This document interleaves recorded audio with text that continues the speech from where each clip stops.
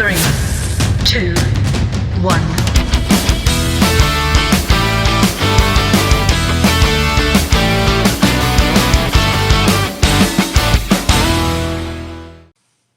Well, this year, we've been concentrating on communing with our greatness, communing with the divine presence that exists in all of us, that which is individually, as Caressa was saying, personally and powerfully embedded in you. We talked about preparing and identifying ourselves by getting back to the basics, who we are, pinpointing that power that is within us, working this power and presence every day, no matter what's going on. We do this by unifying with the power and presence in an active way, on purpose, with a purpose, present and focused on the good, the light, the declared, no matter what's going on. That takes having vision and a dedication to your personal mission, taking action in mind, body, heart, and gut. For we are the fuel. Each and every one of us are the fuel. The fuel is not out there. The fuel is in here. We are the light, the divine light, the powerful, intelligent, loving light. We are that. It is within us right here. We are the actors, the sculptors, the playwrights, the painters of our life experiences. We write them. We decide what's staying and what's going. And when we declare with all of our heart in a holistic, full-bodied way, life is a full-bodied, holistic experience. It's not just mental, it's not just heartfelt, it's not just intuition. I'm pointing at my gut.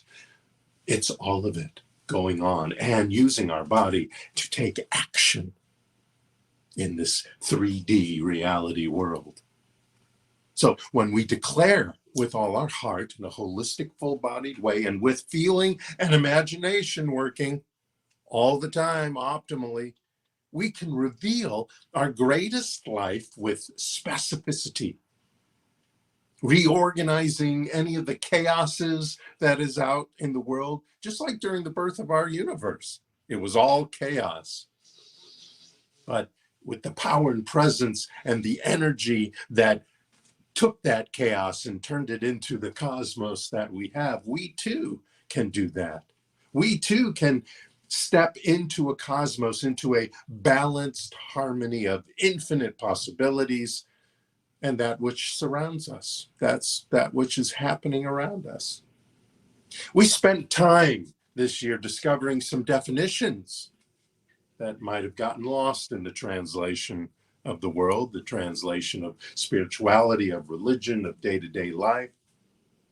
Like the word God. Some people don't like that word. Some people are uncomfortable with that word, and that's okay. You don't have to use that word, God. God doesn't care. You can say Phil, you can say it, she, he, them, they, whatever. The Big Bang. But God is something we looked into to redefine. And there was a great quote when we were talking about that week from Emily Cady, who wrote a book, I Used Truth, How I Used Truth, God's Hand. And she said, there is but one hand in the universe. It is God's hand. Whenever you have felt that your hand was empty, it has been because you have believed yourself something separate from God. Your hand is God's hand. My hand is God's hand. It reaches out through these, its only hands, to give its gifts. And its gifts are you. Its gifts are me. Its gifts are everyone. when we reach out, when we step into, when we allow this divine power to work for us, and as well as with us and as us, we produce a life that is just juicy and wonderful and happy and successful. We also talked about the law of you. The law of you. As Ernest Holmes wrote, there's a power in the universe greater than you are, and you get to use it. That's the law of you. This power that is within the universe. You can call it the law of attraction. You can call it the law of cause and effect. You can call it whatever you want. But there is this law that is there that is turning your thoughts, your declarations, your havingness into your life experiences. You get to use that every single moment of every single day. We also talked about being mindful. Mindfulness is a wonderful thing, but also being mindful, mind-F-U-L-L, mindful, being full of mind, being full of that divine intelligence and wisdom that is within you, either because it's always there or because you're listening to your intuition. And we also talked about the act of treating and healing our minds and life, and thus our world. When we heal through treatment, through affirmative prayer, that's what I mean by spiritual mind treatment. When we heal ourselves, when we teach ourselves, when we remind ourselves through that spiritual practice of affirmative prayer, or through using the affirmative incantations or meditation or any of the spiritual practices, we not only learn or relearn, we not only awaken and or allow, we are healing our minds and our hearts and our life and our world. We are the harvesters of our greatest life, not our jobs, not our upbringing, not our social status or financial situation. Those are all fine and good. They are not the harvesters of our greatest life. We are, knowing who we are, being and living the life of who we are, an individualization of that singularity energy that started it all.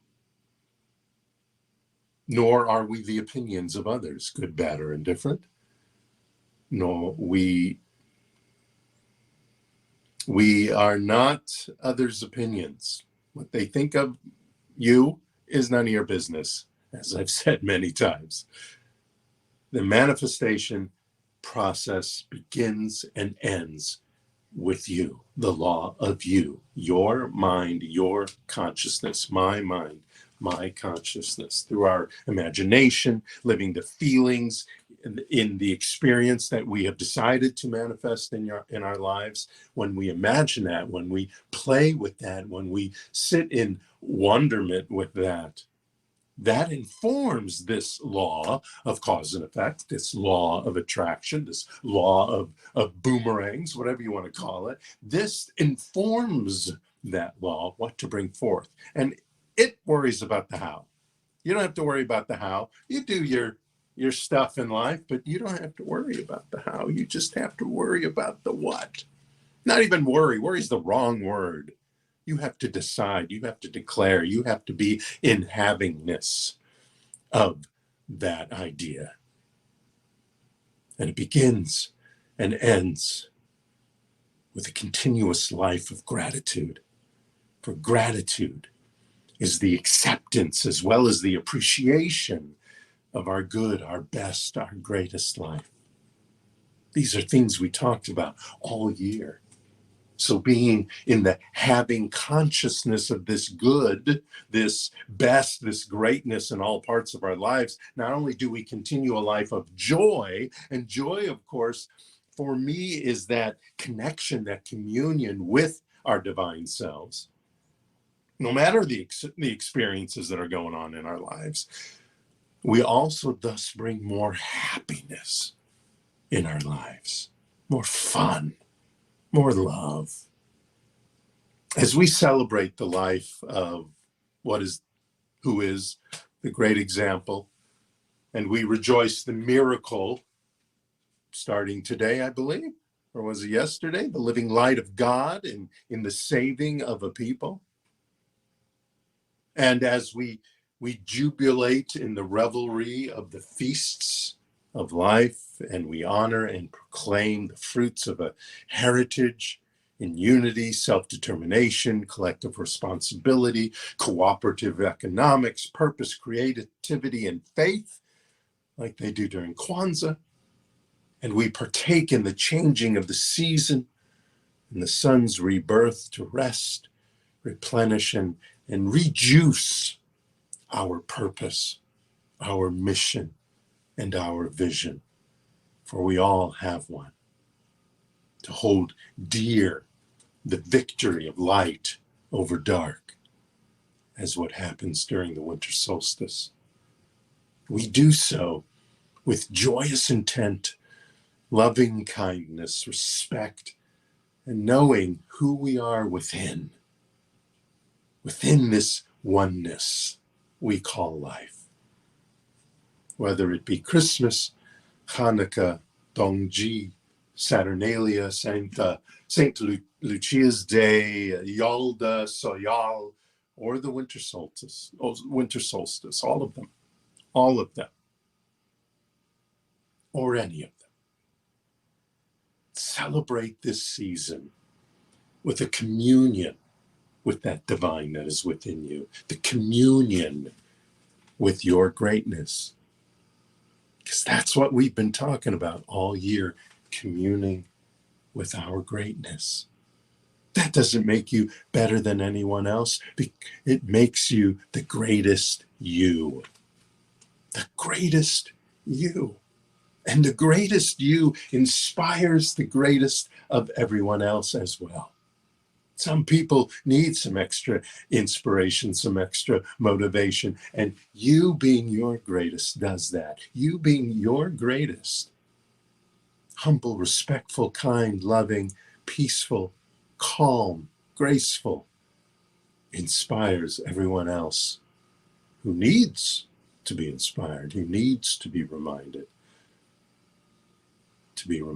of their greatness. This week's affirmative incantation talks about igniting, illuminating, shining, spotlighting, turning on, and thus catching fire to our best selves as divine spiritual beings living a human life. So no matter if it is with candles or bulbs or just your imagination, my friends, my blessed friends, light them up. Thank you so much.